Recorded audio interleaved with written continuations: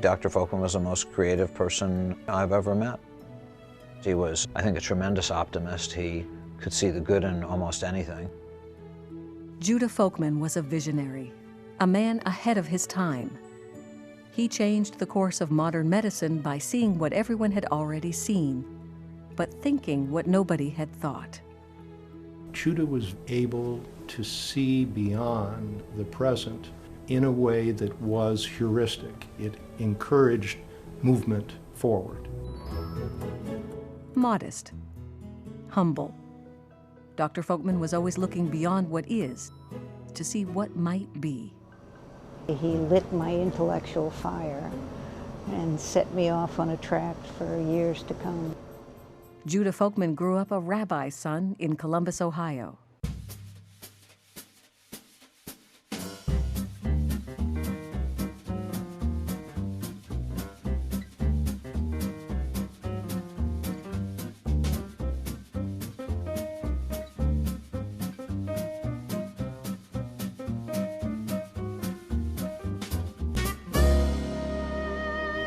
I'm oldest in the family. I expected to be a rabbi. It was just assumed. I told Dad that with great trepidation, I think I'm not going to be a rabbi. I am going to be a doctor. And he said, without even blinking, he said, so you can be a rabbi like doctor.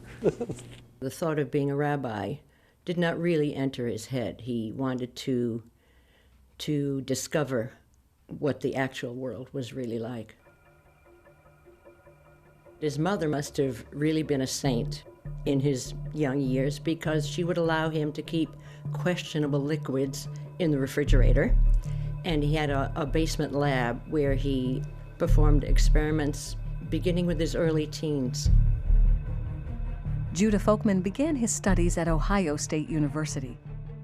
By the end of freshman year, he was already performing surgery on dogs.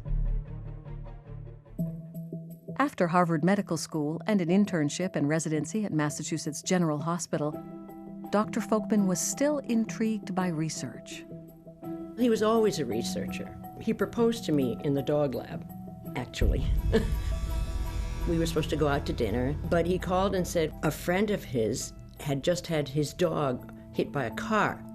So the dog had a subdural hematoma, and Judah had to relieve it. He was uncharacteristically grumpy during the little surgery. And I said, what's the matter with you? And he said, well, this isn't exactly the way tonight was going to go because I was going to propose to you tonight. So I figured that was my proposal.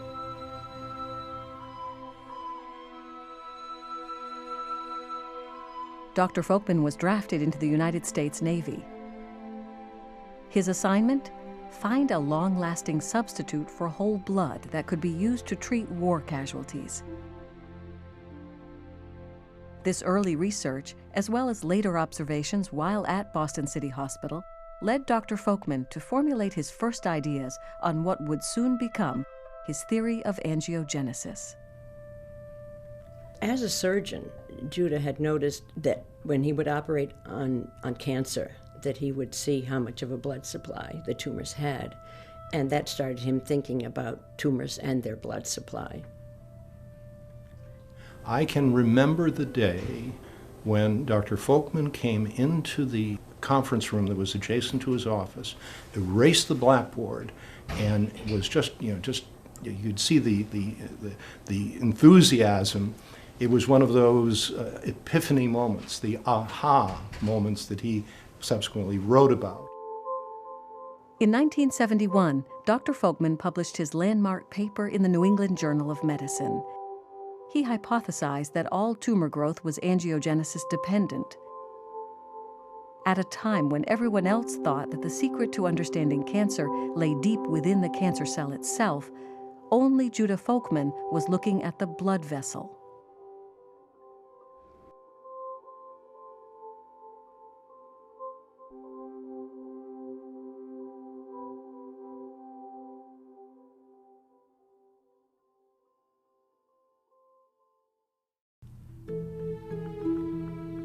It seems on the face of it such a simple idea that I think people thought it couldn't be that simple. People weren't ready for so radical a hypothesis.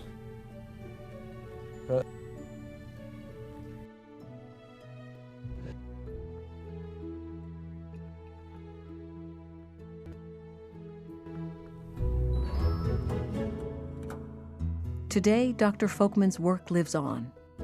Scientists in more than 1,000 laboratories around the world are actively engaged in the study of angiogenesis. An important part of his legacy is the vascular biology program at Children's Hospital, with 125 scientists dedicated to the study of vascular biology in multiple diseases. Dr. Folkman's vision is the cornerstone of more than 10 new cancer drugs on the market. And these drugs are giving renewed hope to more than 1.2 million cancer patients. It's a huge contribution. I think it will be a standard chemotherapy for virtually every cancer in the future. Throughout his career, Dr. Folkman's passion for research continued. For Dr. Folkman, the reason was clear. He did it for his patients. He was a surgeon, a researcher, a scholar, and visionary. But to his patients at Children's Hospital, he was just Dr. Folkman, a man who worked tirelessly, a man who gave them the gift of hope and life.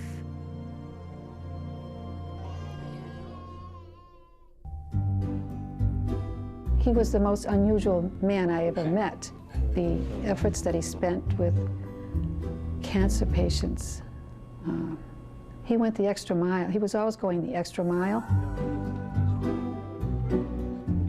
Dr. Folkman received many phone calls from patients, from physicians who didn't know him, but were wanting to talk to him about their situation. You know, sometimes there would be 20 or 30 phone calls a day. Everybody did get a return phone call. And I would say each phone call took about a half an hour to 45 minutes.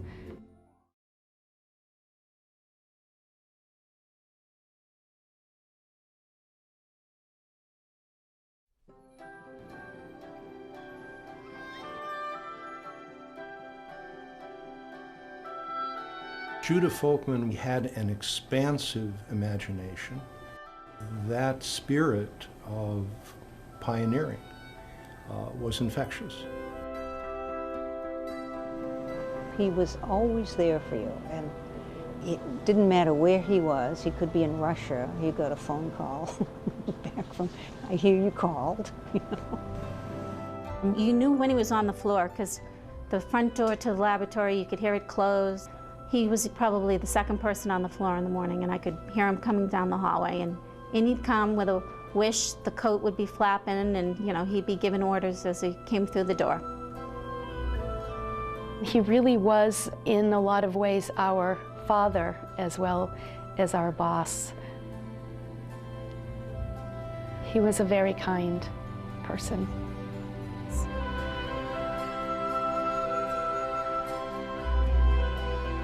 Personally, I think he did wonderful things while he was alive, and that those things will live forever. They will live in terms of the science he created, the fields he created, and the people he trained and touched, and those were many. I think Judah knew himself pretty well, and I think he knew exactly what it was that he could give, and he set about doing it, and he accomplished it.